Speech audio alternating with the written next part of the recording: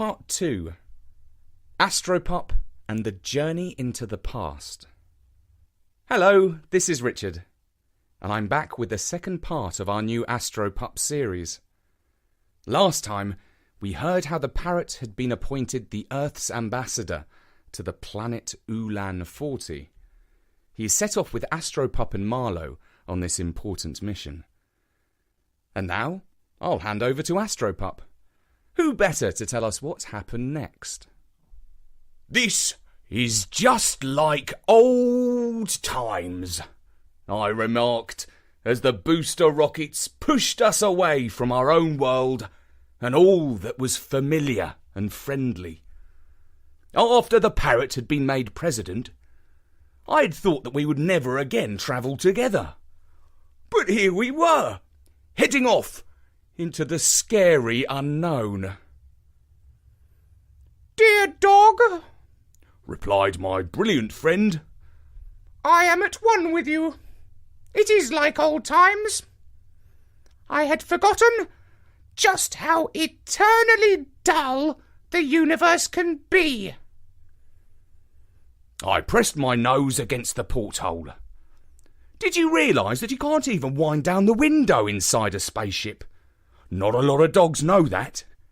One of my aunties once said to me, "Aren't you a lucky dog, having that exciting job, doing all that space travel?" "Auntie," I says, "don't you know? There's no fresh air in space and no nice smells." "Cor blimey," says she, "I didn't know that. What a dump."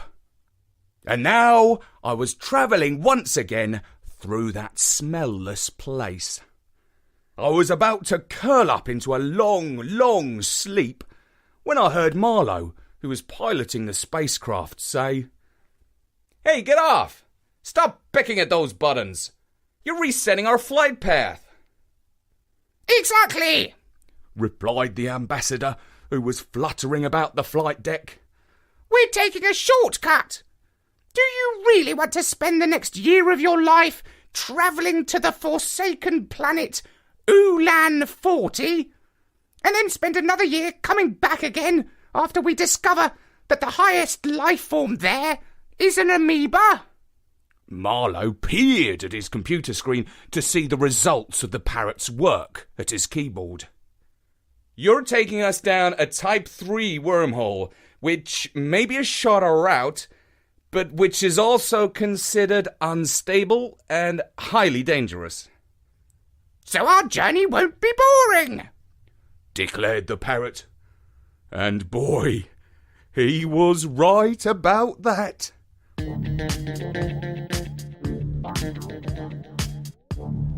The wormhole was already sucking us in so powerfully that we could not have changed course even if we tried.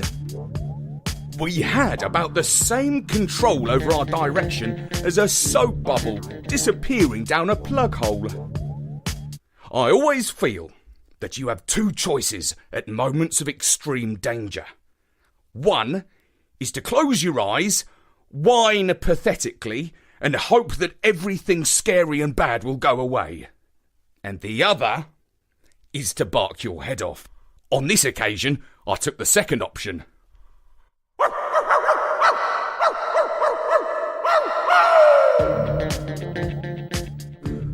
It was scarier than Halloween, a visit to the vet, and the worst science fiction horror film you've ever seen. It was all taking place right inside our spaceship. Exploding rockets, roaring dinosaurs, seawater rushing around our feet, nurses with needles, stinky fur-clad warriors waving swords, horses, joggers in lurid lycra, postmen, rats, cats. Every terror known to dogs down the ages passed through that control room. The parrot screeched. Marlow screamed. They were both seeing their own nightmares. On and on it went until my throat was so sore that I could bark no more. I reverted to plan B.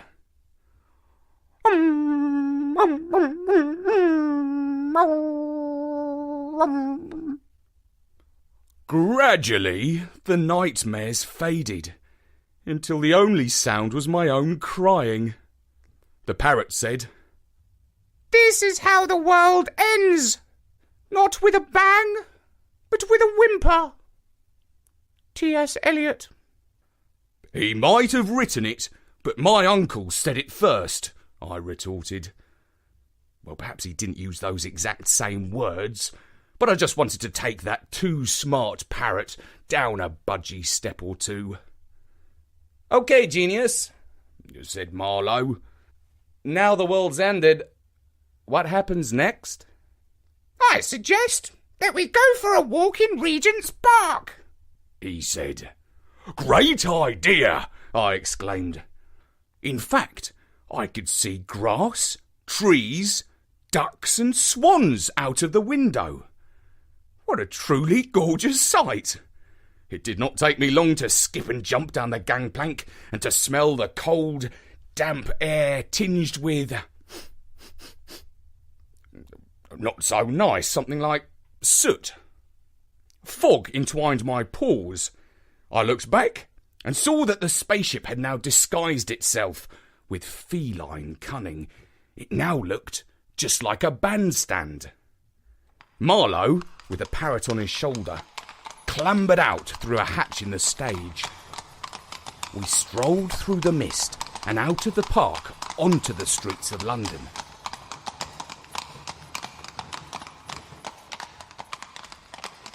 It was an unexpected joy to find that we'd arrived back on Earth, instead of some far-flung corner of the universe. Everything was familiar, but at the same time, a bit different from usual. Today, it seemed that the traffic was being pulled by horses. The aroma of horse poo was so much richer and more delicious than the stink of car fumes. Are they making a film? Asked Marlowe. I think not, said the parrot, and then from his perch on Marlowe's shoulder, he turned to a boy standing on the pavement and said, Hey you, urchin, what are you staring at? Whoa, that bird spoke, exclaimed the little chap, and he ran off.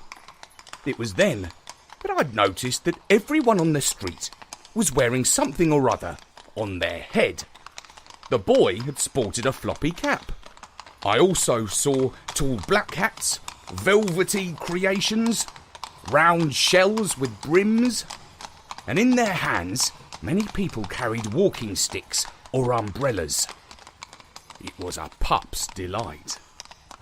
No shortage of good stuff to chew here, I thought. Marlowe approached a uniformed nanny who was pushing a pram. Excuse me, madam. Can you tell us where we are? The nanny looked up and down at the strange American, dressed in white space overalls, with a parrot sitting on his shoulder.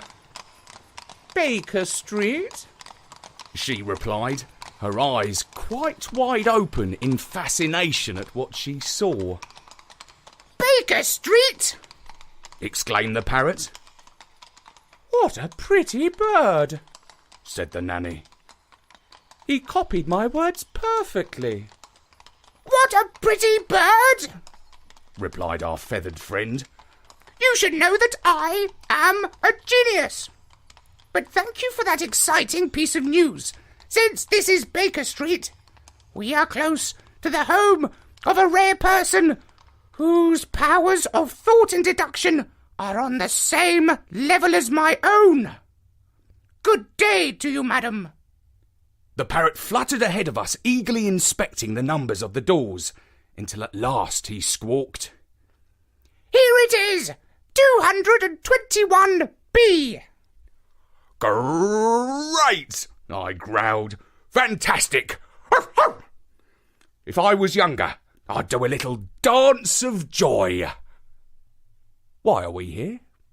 Because, dear dog, this is the home of Mr. Sherlock Holmes, the greatest detective, and one of the most brilliant beings who has ever lived."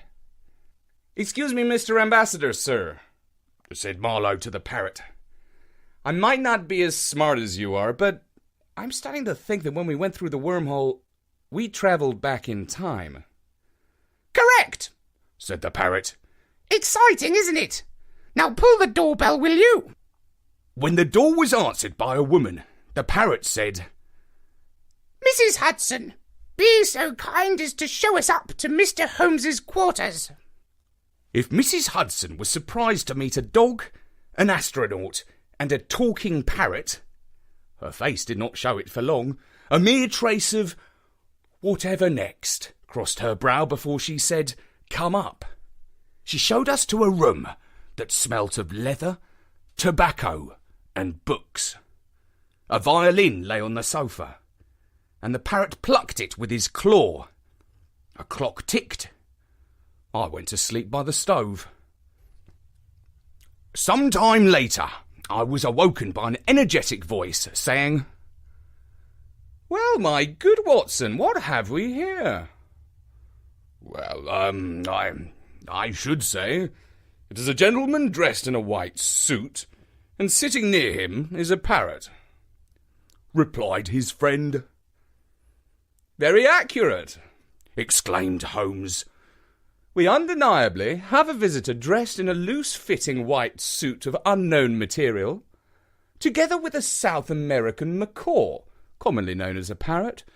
But you have overlooked the third member of the party." I agreed, and I trotted over, wagging my tail. "Goodness me, a hound," said Watson. But thankfully nothing like as fierce as the one in our most famous case. He seems remarkably intelligent. I do believe he understood what we were just saying." "He is not altogether insensible," said the parrot, or should I say the South American macaw. "but to call him intelligent is going a bit far." I agreed. You see, we dogs do not rate intelligence that much. The three highest virtues that a dog can possess are love, loyalty, and subservience.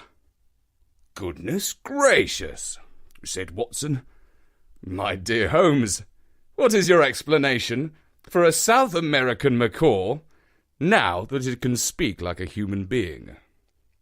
"It is fiendishly clever," admitted Holmes.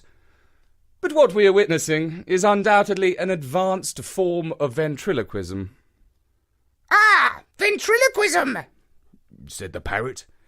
"the art of speaking with one's mouth closed. You clearly believe that my friend Marlowe is projecting his voice onto me. Well, I have news for you, Mr. Holmes. Brilliant as you might be, in this case, you are mistaken." "Mistaken, am I?" asked Holmes. "Well, I'll wager 10 guineas that your friend Marlowe will not drink a glass of water while his feathered friend speaks." "Make it 100, said the parrot. "To win such a large sum would be vulgar," said Holmes. "Mrs. Hudson, be so kind to bring us a jug of water and a glass." Marlowe drank, and the parrot spoke. "What a piece of work is a bird! How noble in reason! How infinite in faculty, in form and moving!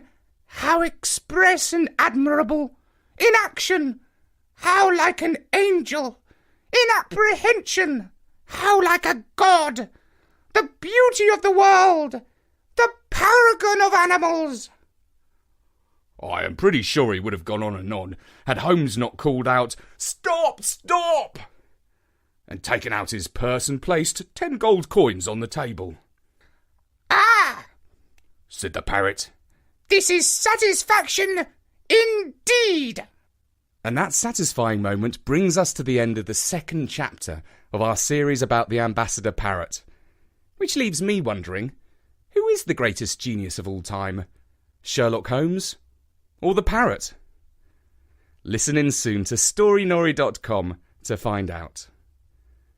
And if you enjoy our stories, please consider supporting us. Donations are really helpful, but so are nice reviews in the iTunes Kids and Family section. Grown-ups can follow us on Facebook and Twitter. All are great ways to become part of the Story Nori family. For now, from me, Richard, goodbye.